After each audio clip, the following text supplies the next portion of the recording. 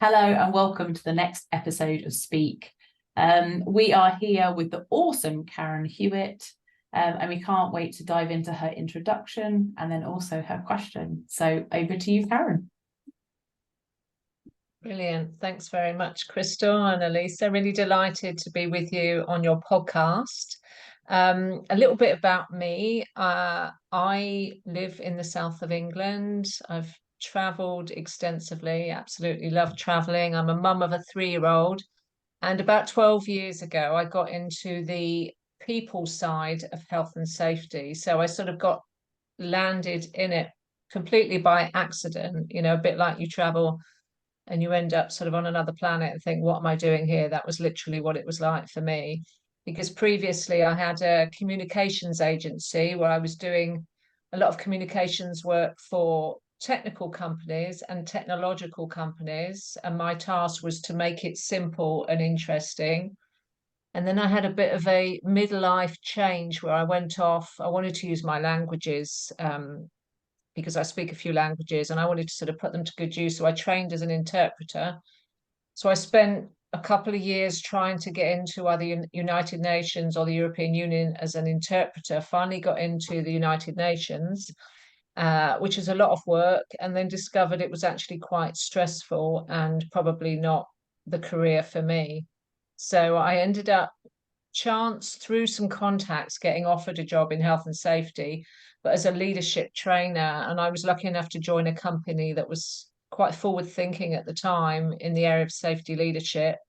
I got to work alongside some really interesting people with some external consultants, got extensively trained in the people side, neuro-linguistic programming, coaching.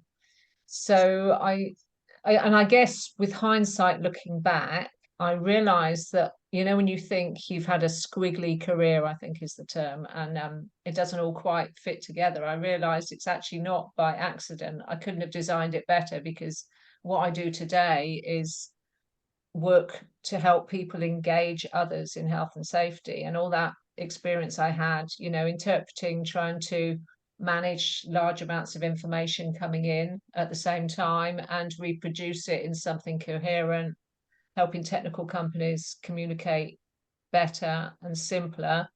If I look back, all of that, all of those transferable skills have really helped me with what I do today. And what better opportunity than to help people save lives? So I feel blessed that life has taken me to this point. Oh, that's awesome. I'm going to have to just dive straight in and be really nerdy and say, what languages do you speak?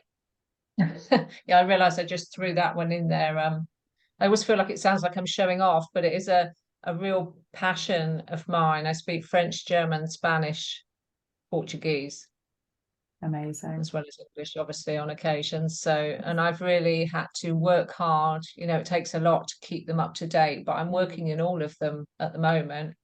But it's an awful lot of work and you have to really love it. I can imagine, actually. I've got a bilingual brother who lives in Madrid, and he is pretty cool in doing the two because he speaks to us all the time, and he is marrying in December a very wonderful Spanish woman, but has been out there for 5 years, but now he's also flying quite often to do talks in Brazil. So he's then going into Portuguese. And I find it incredible, actually, really all inspiring for people that can do the sort of bilingual, multilingual thing. I think it's impressive. And if you don't use it, you lose it. Like, definitely. Like, you have to be on it. Yeah, you have to be very careful with your cognitive overload. I've learned to describe it as. Yeah, I can imagine, actually, just that head frazzle. So I mean, eyes crossed. Yeah. So I think really amazing introduction to you, and I really love that you brought the human element as well, like mother to a 3-year-old, and some of your passions. And I think something that aligned both me and Elisa very well is the privileged feeling of working in this wicked field where we get to really make a difference. So for the awesome people listening, do you want to just share a bit about your question then? Like, what is the thing that you want to come on to speak and dive into? Yeah, and I guess it comes from what I see as the key challenges in health and safety, because although we all know it's an awesome field to work in, it's not without its challenges. But they do say, no risk, no reward. And I think the rewards are huge. But the challenge is, how do we make health and safety simple, relevant, and sustainable, as opposed to complex, irrelevant to people? They can't see why it's relevant to them. And a lot of different initiatives that don't really stick. So for me, that's the key challenge. I think when I hear you like say it out like that, like it fires off a couple of different questions for me. And I suppose the first one is simple for who? Like that, I'm like, simple for who? And also, should it always be simple? Because I don't think it should. Yeah. So I'm not advocating throwing away the detail and the complexity, because we need it in place. I'm advocating adding the simplicity as well. So you've got the dual message, you've got the complex stuff, but for somebody that's a layman that really just doesn't have a lot of time, maybe he's got a different thinking style, just give it to me plain and simple. So I guess you were talking about, Elisa, simple for who?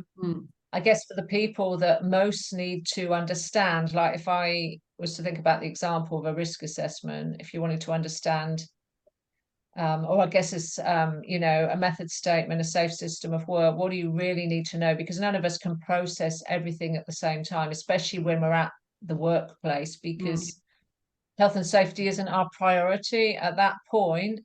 The priority is getting the work done. So how do we have the most important messages, the real deal breakers, stuck in our head for when we need it? I think that simplicity thing, it plays out, and risk assessment is a really great example of, we typically, for people doing really dangerous jobs, frontline, dirty jobs where they are knees deep or hands deep in something, and then we say, this 12-page document, you need to be able to read that and demonstrate that you've read it on the job. Or we say, do a dynamic risk assessment or write something that he or she is busy trying to jack a pole, dig a hole, going into a confined space. They're not reading your 12-page document.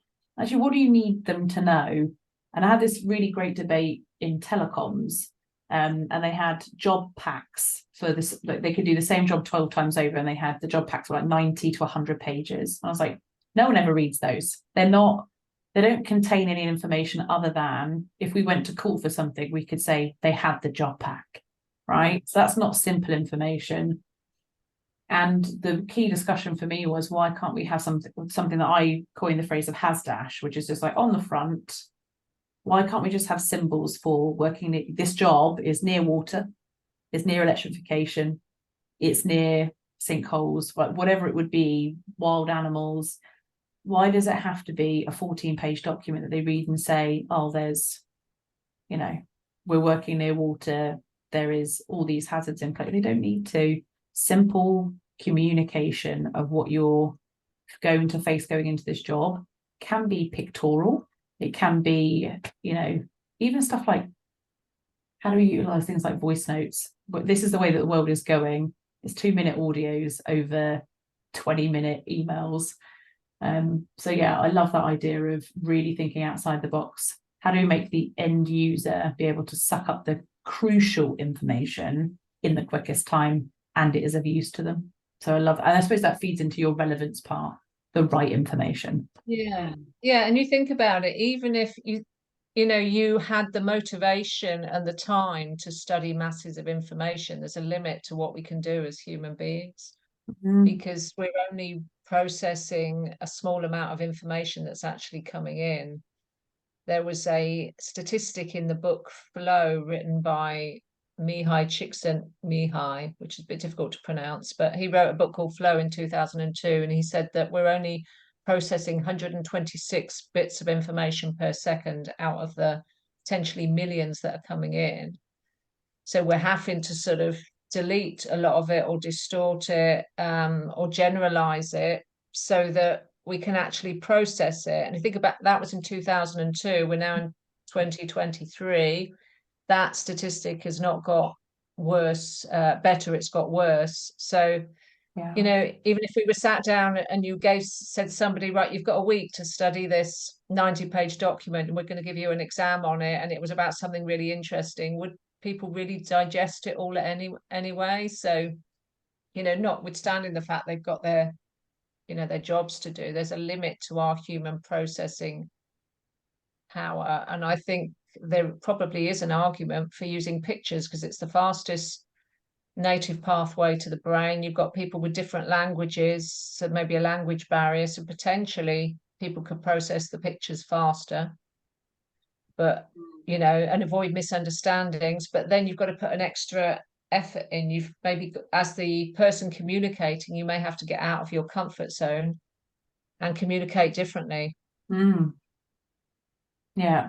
Yeah, there's Lisa, lads, I just this type of conversation always just irks me a bit, that it's so focused on the front line. Yeah. I'm like, simplify this shit back up the line to the people doing the planning, to the people who can really actually influence. Like, it just, when we're down at that level of written risk assessments, pictorials, blah, blah, blah, like, I get it. There are certain hazards that people generally don't understand. Like, you know, you've silica, asbestos, these kind of like occupational hygiene stuff that are not obvious.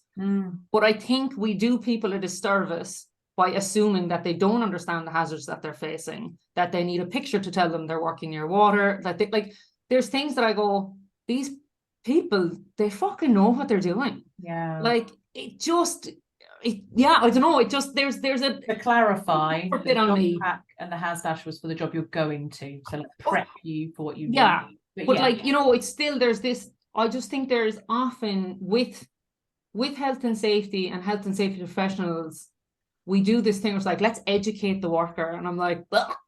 Like, do you think it's because, I mean, it goes back to one of our previous podcasts about we've sort of made safety a bit of a dark art, and if we really spoke about how simple safety really is going up, like you say, people are nervous because, I mean, someone says, I mean, I'm asked quite a lot about, oh, how complex and this, that, and I was like, look, I've done safety, I did a slide the other day, 6 industries, 5 of them very high risk. It's the same job.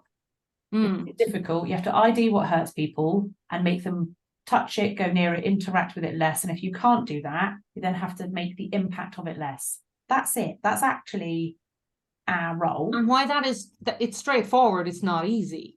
For sure. And I think it's very different as well when you're in high resourced industries, highly resourced companies, when you again start moving down to that SME level, lads, this stuff, I don't know, it just really doesn't translate. And that, I suppose, it brings back to your point of make it simple, make it relevant. How do you, like, wherever how much of the economy is made up of small to medium-sized enterprises who they can't even afford to have safety advisors? Yeah. And I then sometimes I think we just get caught up in this shit and we're just talking about it. I'm like, fuck, who is this helping? It's helping massive companies with big budgets maybe, but Bob the Builder, I don't know. Maybe, sorry, I'm just ranting now. It's been a long day. Yeah, I think I see I think the simple, the relative, the sustainable bit, and I can't wait to get to that sustainable part.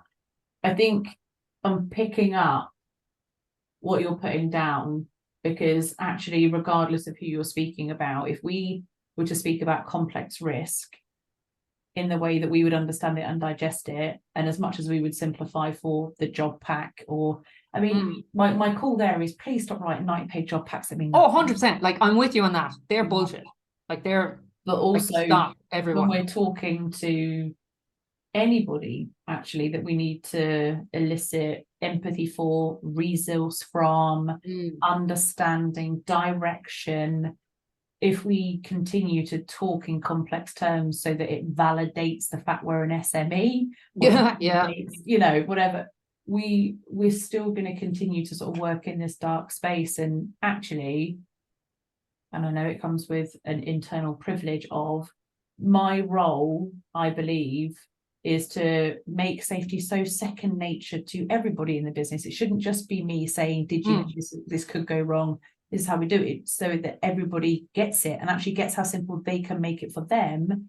We have to start communicating in that way so they can feel empowered to say, oh, I can make that decision too. I can see that risk. now understand it because it's been communicated in a simple way for me, so much so that I can pick it up and I feel empowered to make a decision.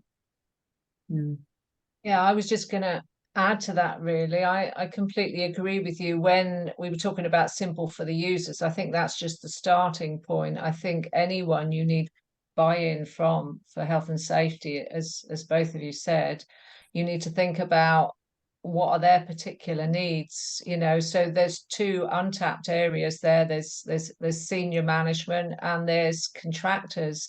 If people have got a large subcontractor population, I'd say they were untapped because, you're right in what you say, Elisa, that we just tend to take this broad brush approach and think, well, they can just do the same as us, and they're facing completely different constraints. So their messages, again, need to be simple and relevant. And I think a lot of reasons why senior managers don't get behind safety in the way we want them to is we're not empathizing with what they need.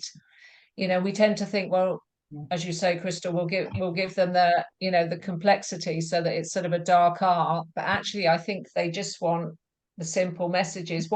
Tell me what I need to know, just at high level, and what you want me to do, and why I need to do it that way, and what's the impact it's going to have.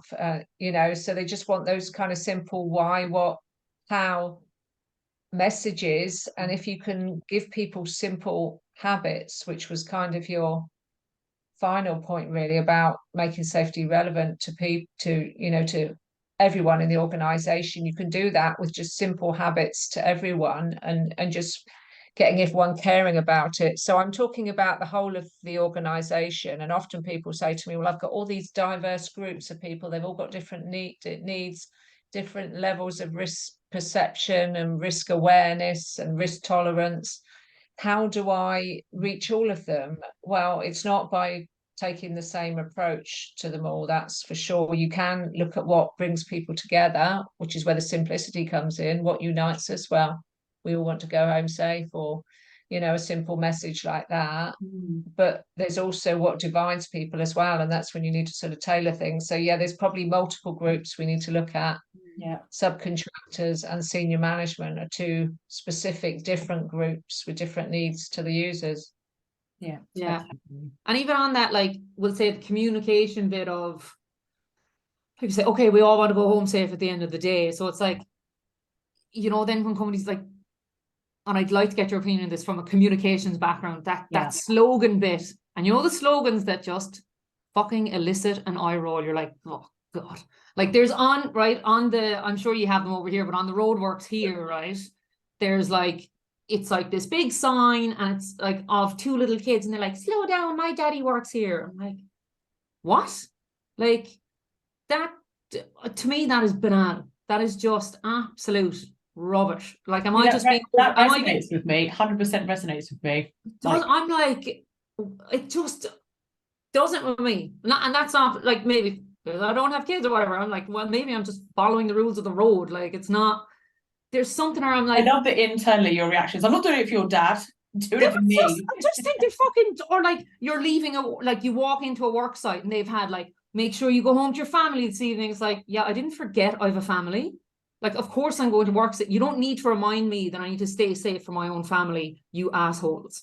Like it, and often it's from companies that actually probably don't really give a fuck. That's so the communications bit of it. Yeah, look, I don't, lads, I'm in foul form tonight. I'm just like, rah. So I'll ask you a question then, as your partner in crime. Is your problem then the sign? Or is your problem that it's probably a whole load of people that don't actually care that Bob is going home to his dad, but they're doing it because they're putting that sign up because they should? They're putting the sign up because it looks good.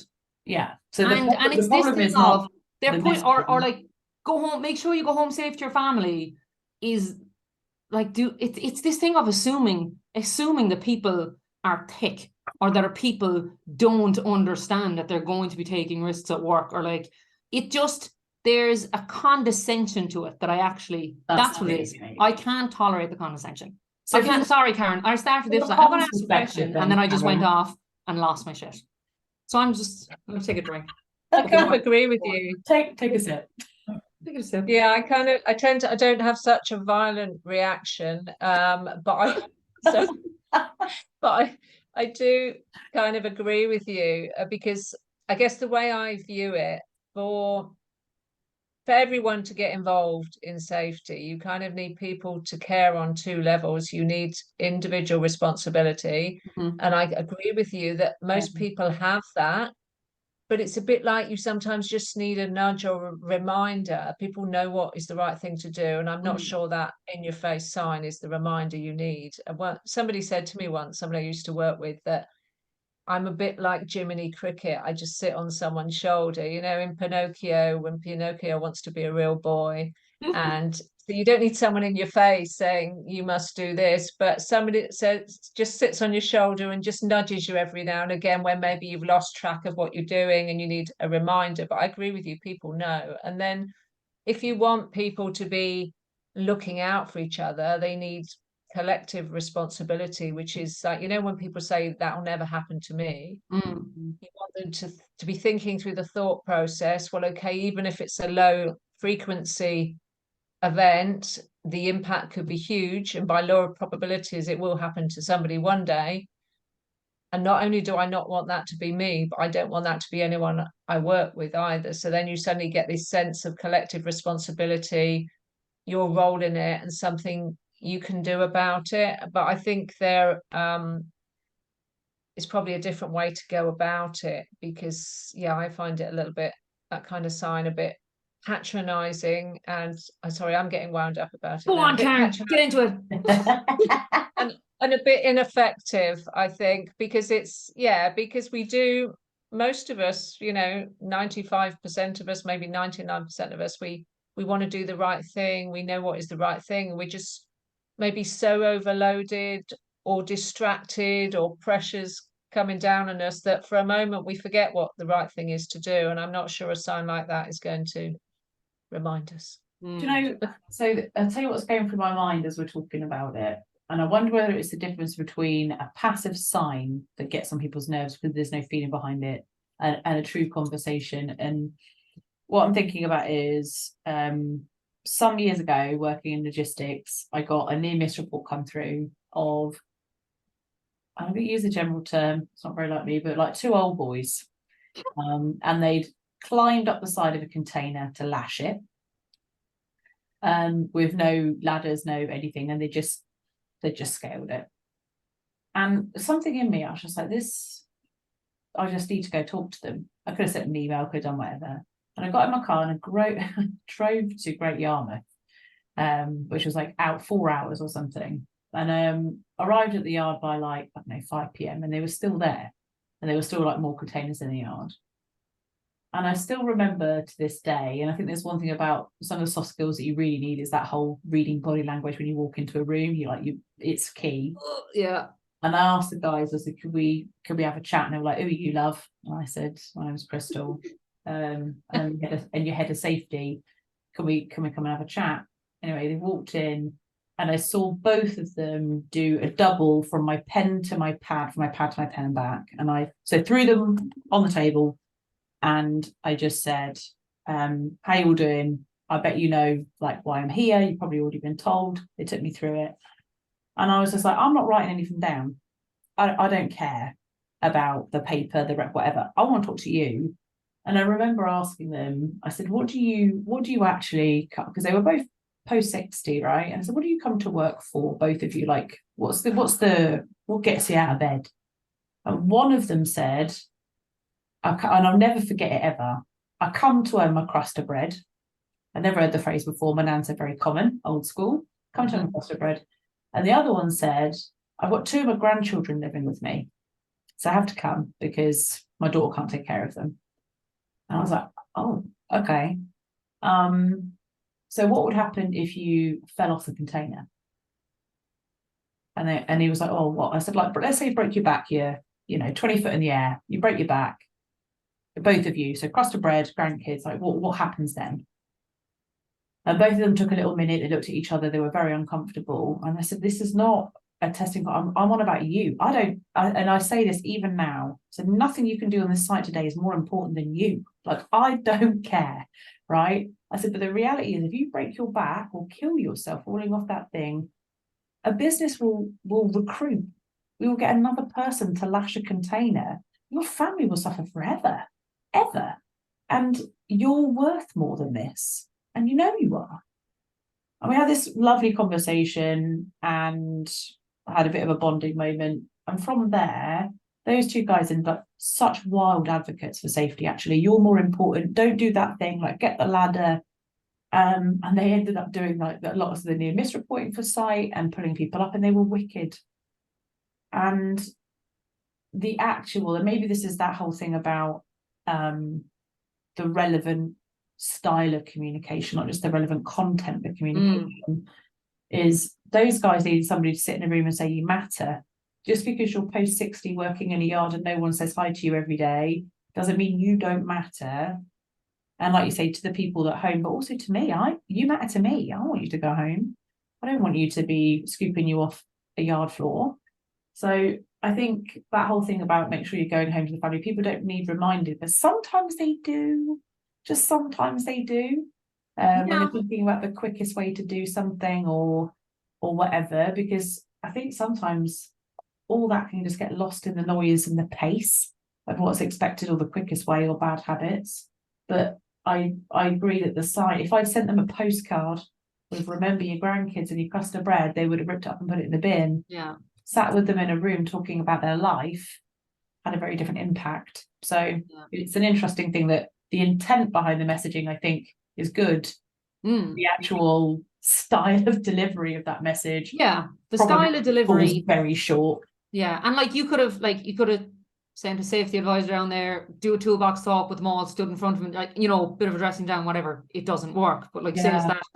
And because like health and safety, a lot of that at that kind of frontline stuff, it is about relationships and building trust and having conversations, and whether that's between teams themselves or with management, all that kind of stuff. And that I do think that does make it sustainable. Like you say, those guys, you know, kind of change their mindset on it.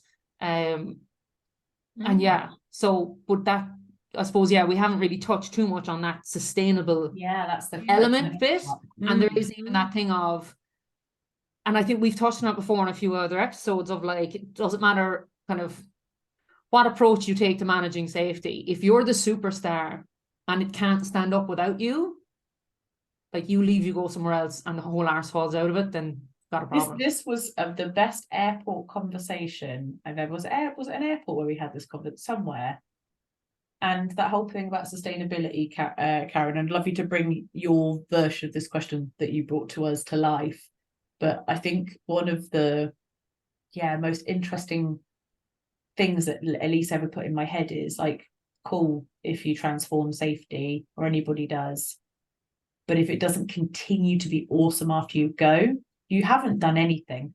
You haven't done anything that is sustainable and long term. So this is basically the safety of that organisation rests on you being there, propping it up, doing your thing. That's not proper sustainable leadership. I just thought that was magical for like proper stimulating brain moment.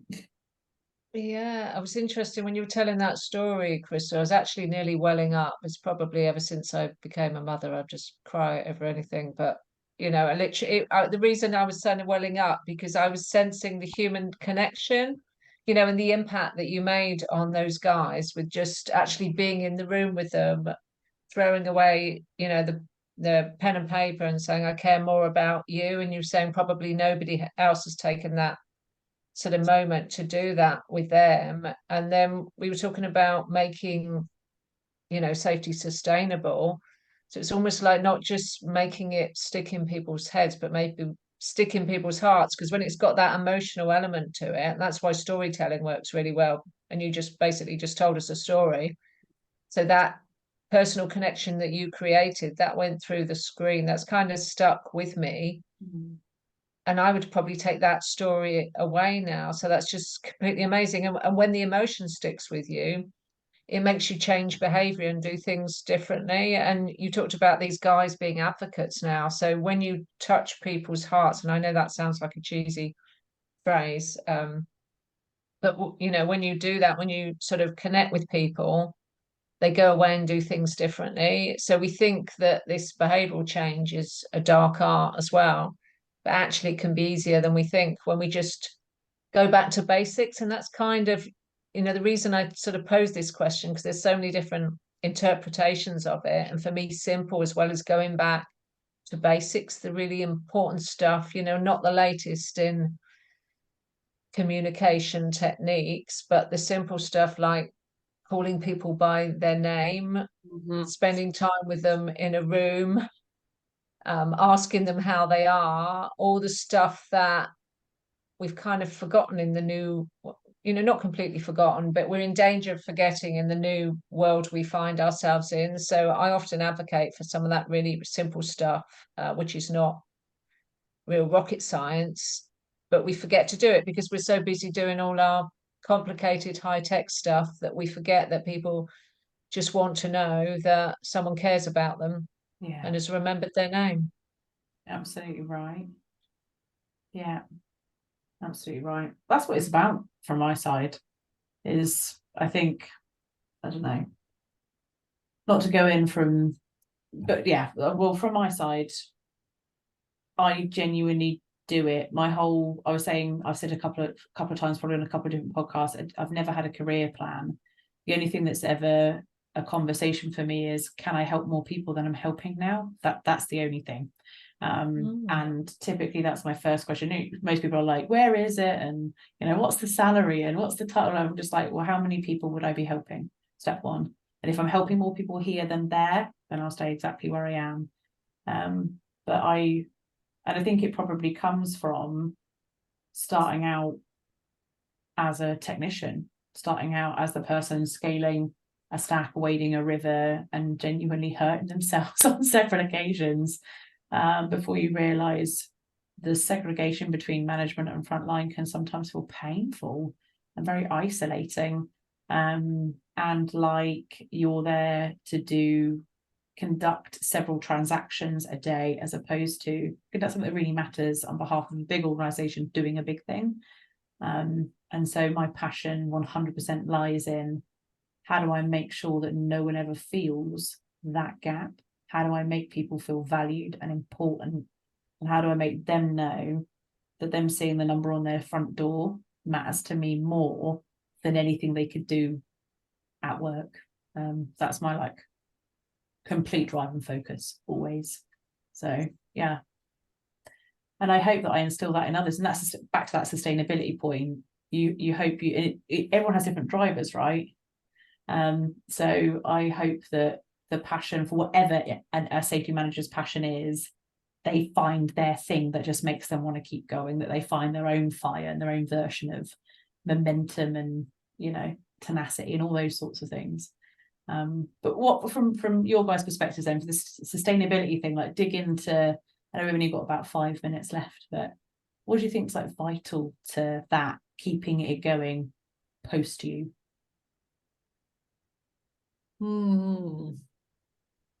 Yeah, that's I think that it's such a hard nut to crack. And I don't think I've cracked it yet. Of that thing up, because sustainability for me, it is that, and Karen, you touched on earlier about leadership, it is that kind of at the top, at the middle management, the people who can really make the change, because they're setting up the context and the environment for the most part that people are working in, where they're going to be making certain choices, so it's trying to, and I don't know that hearts and minds stuff works as well at that level, if it's just that business case. Although I know we spoke before, Crystal, about if you're presenting your stats for the month or whatever, or the year, next thing you go, that was a broken rib and her name was Jane, by the way. Yeah. And it's not about guilting people. It's not like you're in leadership, so you must be a dick. That's not what it is. But it's just how to create the connection. And I think that's actually probably what I love about our role so much, and that we don't talk about it enough when we're trying to get new people in, that you get to be this little fucking connector flying around you can be in every part of the business, making the synapses fire, making those connections, So, and if you can crack that, then, you know, I think that's where the sustainability lies in it. Amazing. Yeah, Yes, I think for me, there's two parts to sustainability. I think the easier one, although it's less obvious, is integrating safety and your messaging into business processes. The harder one is what we've just been talking about, is how do you make such an impact on people? You know, you fire them up, you light the fire within them, and then you give them the tools so they can continue on their journey. There was a great quote that I heard once about on what coaching is. It's about lighting a fire within people, which is what Crystal did with those two guys earning a crust of bread. So I think, you know, there's the easy way and the hard way for the sustainability, but not an easy nut to crack. I think that comms piece is particularly, I think I've 20 years in August, I've done safety, and that integrating safety into communication in your business, making it just part of the business, the way we talk, is the toughest thing to crack. And you get all of the typical, you know, people absorb a lot of information. We don't want another concept. We don't, and it's the toughest. And to try and get so much momentum across the business, I find that's typically what people have to do everywhere, is like they create such momentum for safety around the business then tell comms, we have to start integrating that conversation. But very rarely do you get incredible comms leaders that say, totally get it, this is our people, this is us talking about getting our people home, let's make that part of our heartbeat. So tough. So any tips, Karen, to get Do you know what? I think people, you know. Like we design safety in, we design the communication on safety in as well. Yeah, amazing.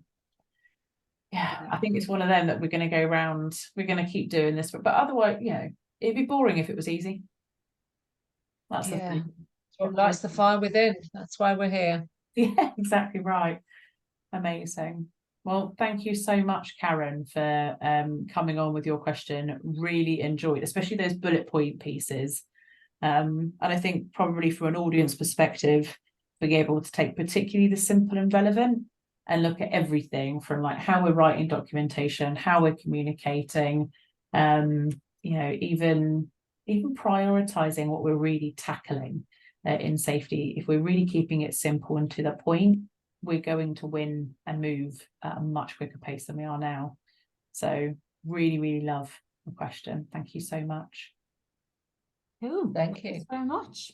Lovely. Okay. Oh, and if you've got any of those shitty condescending signs at your workplace, please take them down. Final thought. Final thought. Thank you everybody for tuning in to this episode of Speak. It was an absolute pleasure. Join us in a couple of weeks where we're going to talk to someone else about something else. Take care. Bye. Bye.